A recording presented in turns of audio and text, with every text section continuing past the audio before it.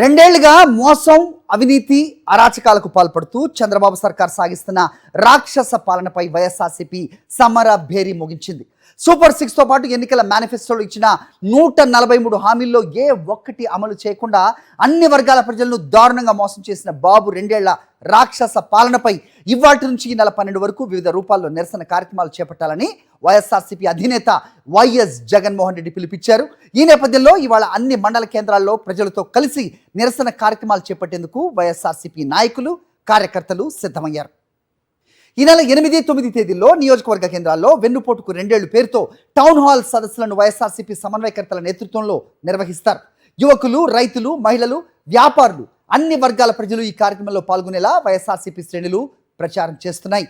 YS Jagan విడుదల చేసిన వెన్నుపోటుకు 2 ఏళ్లు బుక్లెట్లోని అన్ని అంశాలను కూడా ఈ సదస్సులో కూలంకషంగా చర్చించి చంద్రబాబు చేసిన అక్రమాలు, అరాచకాలను ప్రజలకు వివరిస్తారు. చివరిగా ఈ నెల 12న రాష్ట్ర వ్యాప్తంగా ప్రతి నియోజకవర్గ కేంద్రంలో చంద్రబాబు 2 ఏళ్ల వెన్నుపోటు పాలనకు నిరసన తెలుపుతూ భారీగా ర్యాలీ నిర్వహిస్తారు. రైట్, వైఎస్ఆర్సీపీ సమర బేరీకి సంబంధించి మరిన్ని అప్డేట్స్ మా కరెస్పాండెంట్ రవీంద్ర తాడేపల్లి నుంచి అందిస్తారు. రవీంద్ర, చెప్పండి. సో చాలా పెద్ద ఎజెండా కనిపిస్తోంది. సో వెన్నుపోటుకు 2 ఏళ్లు అంటూ కూడా ప్రజల్ని పరిచే కార్యక్రమంగా దీన్ని చూడాల్సిన అవసరం ఉంటుందా? చేస్తున్న మోసం అంటే అఫ్కోర్స్ వెన్నుపోటు అనేది చంద్రబాబు నాయుడు 95 నుంచి ఆ రికార్డు ఉన్నప్పటికీ ప్రస్తుతం ఈ ప్రభుత్వం ఏర్పడిన తర్వాత ఆంధ్ర ప్రజలను ఏ రకంగా మోసం చేశారనేదే ప్రధాన ఎజెండా అని చెప్పాలా? సో మాజీ ముఖ్యమంత్రి వైఎస్ జగన్మోహన్ రెడ్డి ఇచ్చిన పిలుపు మేరకు ఎలాంటి కార్యక్రమాలు చేపడుతున్నారు? ఏంటి మీ దగ్గర ఇన్పుట్స్?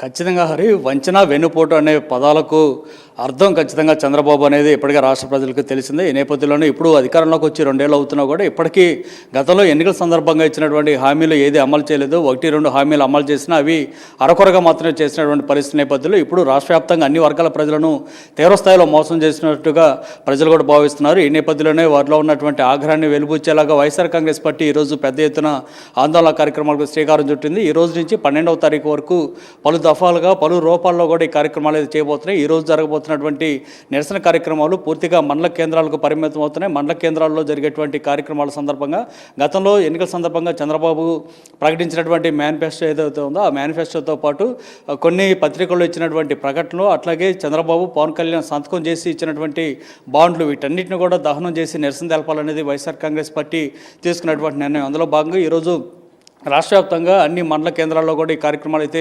జరగబోతున్నటువంటి పరిస్థితి ఉంది. ఆ తర్వాత 8 లేదా 9వ తారీఖుల్లో నియోజకవర్గ కేంద్రాల్లో టౌన్ హాల్ సదస్సుల పేరుతో కూడా ఆ కార్యక్రమాలు అయితే చేయబోతున్నాయి. దీంట్లో అన్ని వర్గాల ప్రజలను ఆహ్వానించి ఇప్పుడు 2 ఏళ్లుగా చంద్రబాబు ప్రభుత్వం ఏ విధంగా ప్రజలను మోసం చేస్తుందో వైఎస్ఆర్ కాంగ్రెస్ పార్టీ నాయకులు వారికి వివరించబోతున్నారు. ఆ తర్వాత 12వ తారీఖున అన్ని అసెంబ్లీ నియోజకవర్గ కేంద్రాల్లో పెద్ద ఎత్తున నిరసన ర్యాలీలు చేయాలనేది వైఎస్ఆర్ కాంగ్రెస్ పార్టీ నిర్ణయం తీసుకుంది. అంటే ఈ రోజు నుంచి 12వ తేదీ వరకు వరుస వెంబడి కార్యక్రమాలు అయితే జరగబోతున్నాయి. రాష్ట్ర ప్రజలకు చంద్రబాబు ఏ విధంగా వెన్నుపోటు పొడిచారనేది తెలియజేస్తూ చంద్రబాబు వెన్నుపోటుకు 2 ఏళ్ళు అనేటువంటి టైటిల్తో ఈ సమర భేరీని మోగించింది. ఇప్పటికే విద్యా, వైద్య రంగాలతో పాటు పూర్తి స్థాయిలో మెడికల్ కాలేజీలను సైతం ప్రైవేటీకరణ చేసేటువంటి పరిస్థితి ఉంది.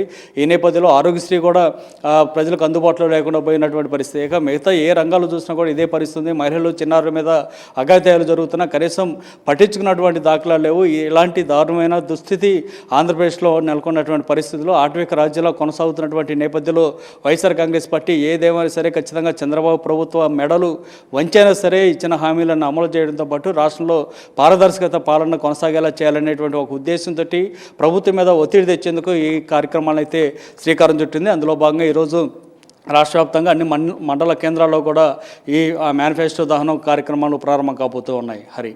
Right Ravindra, thanks for the inputs.